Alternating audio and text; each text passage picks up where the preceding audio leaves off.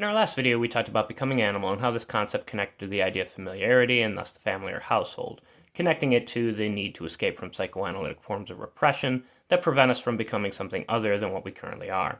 One of the best examples, which we have discussed before on the channel, is Freud's case of the Wolfman, Sergei Pankejeff, who kept having the same dream as a child where several wolves would sit inside a tree outside of his bedroom window. Freud, adhering to the Oedipus complex and his theory of psychosexual development, believed the neurosis plaguing Pankejeff stemmed from his witnessing his parents having sex while still a child.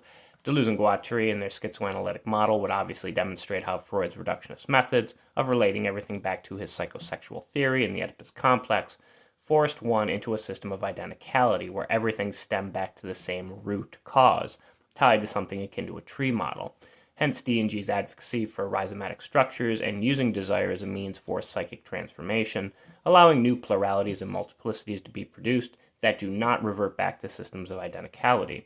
In short, D&G called Freud out for oversimplifying how desire actually operated, failing to note how desire operated outside of his psychosexual theories, disregarding environmental factors or how things like socioeconomic status or political power centers could determine how desire flowed.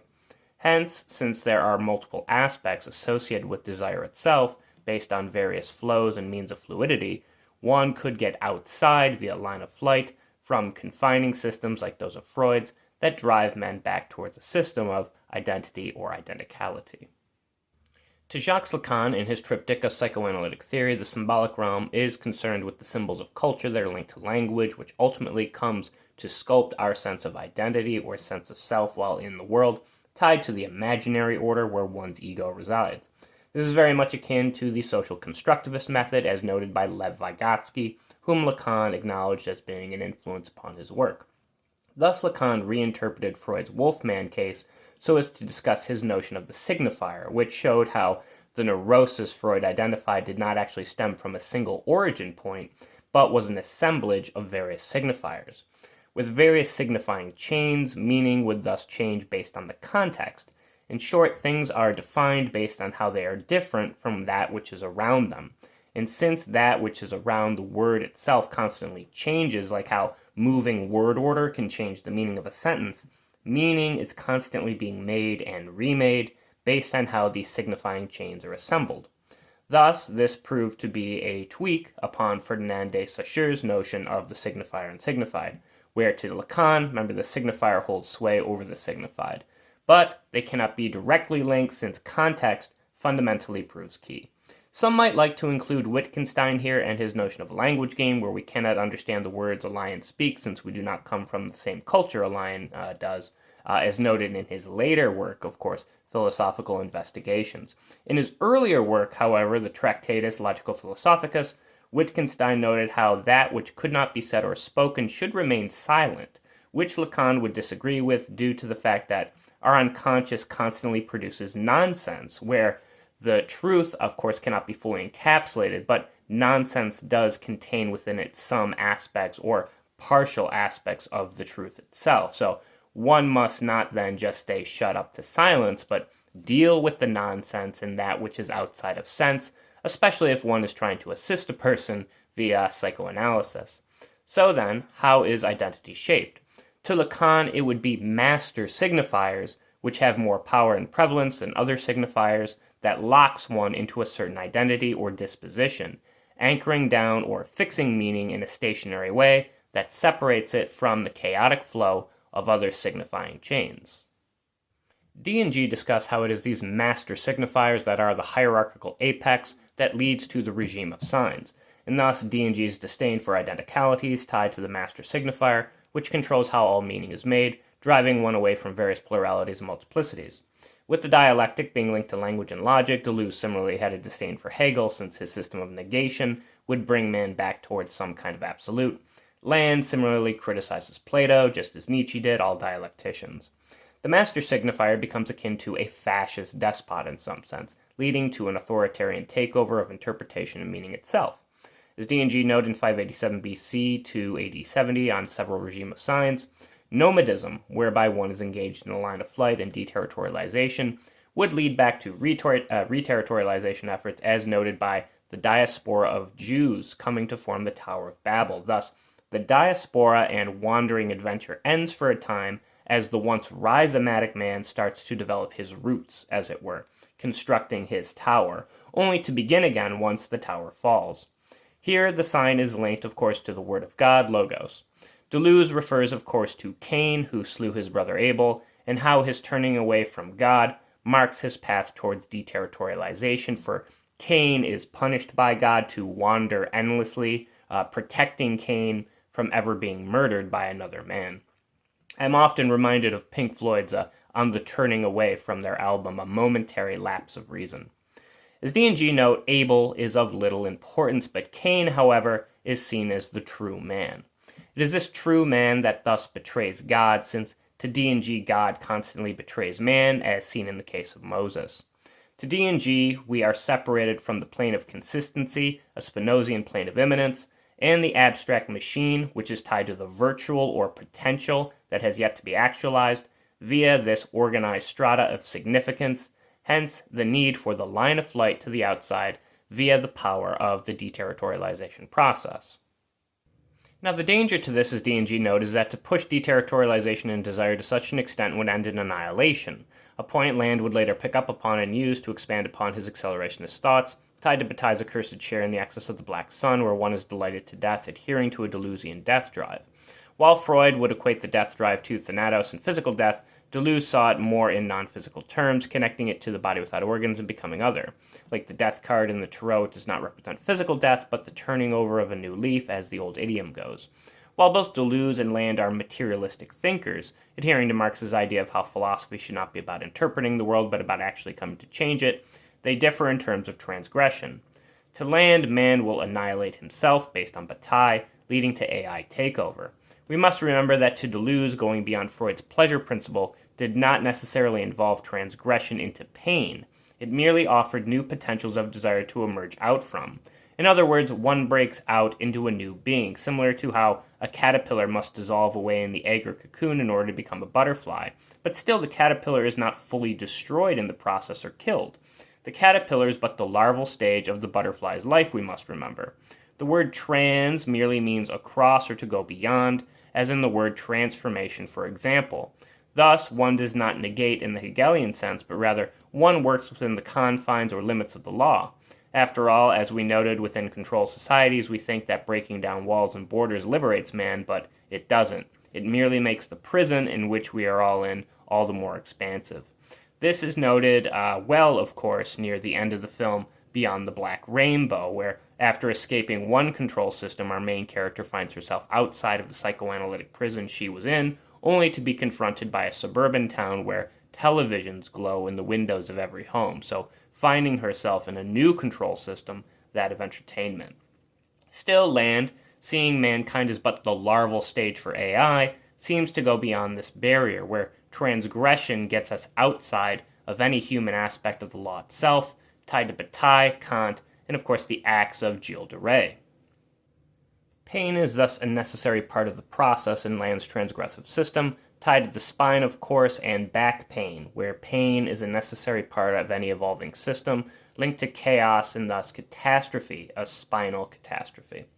While D&G's schizoanalysis was meant to be an alternative to psychoanalytic systems, it is used for psychic forms of transformation, working against social forms of repression, leading to social and political change in the system itself. The social transformation of Land's accelerationist philosophy is far more transgressive, based again highly on the works of Bataille. As we discussed already, Bataille's inner experience is about annihilation when the finite attempts to access the infinite. This ecstatic experience, where one is delighted to death, as Land would say, is not something that would fit nicely into D&G's framework, since they view desire more from a productive and creative aspect. The sadomasochistic elements of Bataille as well, as noted with transgression, comes to dissolve the limits of the ego itself, connecting one to the sacred and thus human sacrifice, and working against human utilitarian efforts by embracing experience instead, linked to the limit experience, which fits in well with Land's philosophy due to his ties to Kant's noumenal. But again, D&G don't want to destroy the limit, but rather work within its walls, as it were. To Deleuze, Bataille's notion or conceptual way of thinking about sadomasochism is a dialectic one, and somewhat traditional, whereas Deleuze saw sadomasochism differently.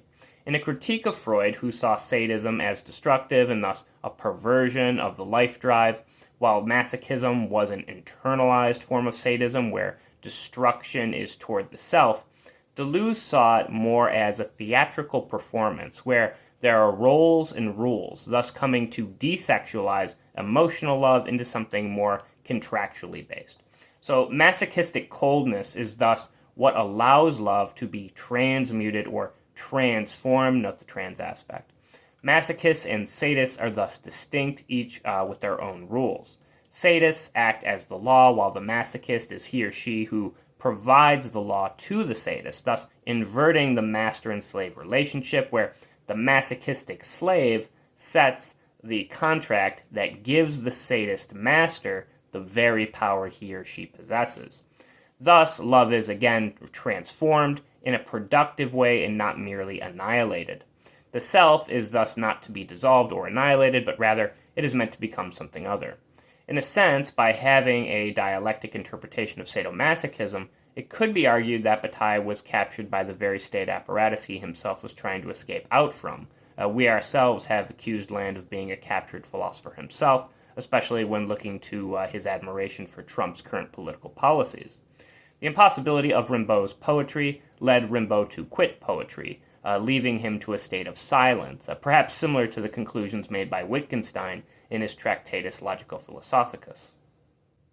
While Bataille appreciated surreal language, noting the impossibility of Rimbaud's poetry, literature remained evil, tied to decadence and transgression and ruin.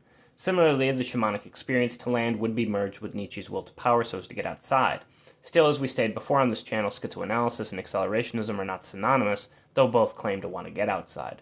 One seems to be more about positive new potentials and alchemic transformations, working within limited confines, while the other embraces nihility in the form of our own annihilation, destroying the ego via an inner experience which delights us to death and engages in a deterritorialization-heavy approach that, via AI runaway through the Marxist and Kantian Fang Noumena, reduces all human reterritorialization efforts to ruin, via ruinous passions of intensity thanks to the black and alchemic sun, keeping man confined to the nigredo stage in alchemy, unable to get beyond the blackness of this nihilistic abyss itself. To D&G, the dichotomy of pain and pleasure is meant to be transcended. Again, note the word trans via their supersensual, which again goes back to the notion of how emotion is frozen via the coldness of a theatrical performance done by the masochist and sadist.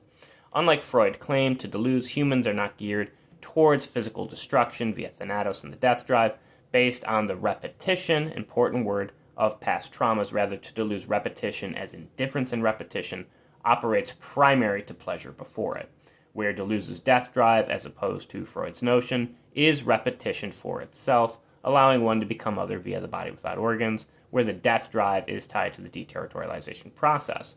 Pleasure is but the after effect obtained. Unlike Lacan would have claimed, desire is not about lack, where we search for the unobtainable object or cause of our desire, our objet petit a, which again is distinct, as we noted earlier, due to various signifying chains in relation to each other, hence why we search for the other to Lacan. Again, against the regime of signs, Deleuze and Land embrace diagrams as opposed to dialectics. As D&G note, axioms and semiotics are the opposite of all diagrams. I suppose the whole point of this is to show how easy it is to be captured by the very systems that we are seeking to escape out from without us ever being aware of the fact. It is tough to truly get outside of prisons without any walls. Do we embrace painful forms of transgressive pleasure like the Cenobites in Hellraiser, or do we engage in a cold theatrical play of regulated cruelty? Are Bataille and Land really captured philosophers, or was Deleuze merely overly optimistic? For as Andrew Culp noted, there is a darker side to Deleuze, and as Ray Brazier noted, Nick Land is a mad black Deleuzian. In a world where vampires and werewolves have become familiar aspects of every household, haunting us all in an eternal present, where the past repeats in a retro reality, does deterritorialization spell our doom as sadomasochistic Cenobites, or do we merely act upon the Shakespearean stage, where all men are cold and calculating actors without ever being aware, lost to the themes of love, exile, and a sense of identity or self, just as the play As You Like It notes, where we are disguised as Ganymede, akin to Adela in Crowley's Household Gods, and Shakespeare's Rosaline, to name meaning beautiful rose from the Latin rosa linda, blooming like Rosicrucian roses are cells calling for consciousness. All actors are hypocrites, after all, stemming from the word hypocrites, meaning stage player or actor. Does the ego ever die, or does it forever dwell as but a babe awaiting to be reborn amidst the Luciferian dawn, a time of twilight? Entropy, a primary basis of Land's philosophy, is tied to the cold death of the universe, as disorder is always increasing. While Land once claimed coldness to be his god, it is not the calculated coldness of Deleuze's masochist and sadist. For Land's god is not a Spinozian one, but it is confined to Kant's noumenon, a Lovecraftian creature that turns us into it, which rests outside of our control. Perhaps Deleuze was too controlling when it came to how he saw sadomasochistic experiences. Unlike Crowley's unified and symmetrical love, acting as the law and will, Deleuze and Land advocate for asymmetrical systems of coldness, discarding Hegel, the opposite 90-degree angle of Kant's, and thus discarding unity towards any absolute identity. As of Montreal noted in their song You Do Mutilate, men try to make genuine and warm emotions from cold movies. In the end, perhaps we humans are all but cold hypocrites.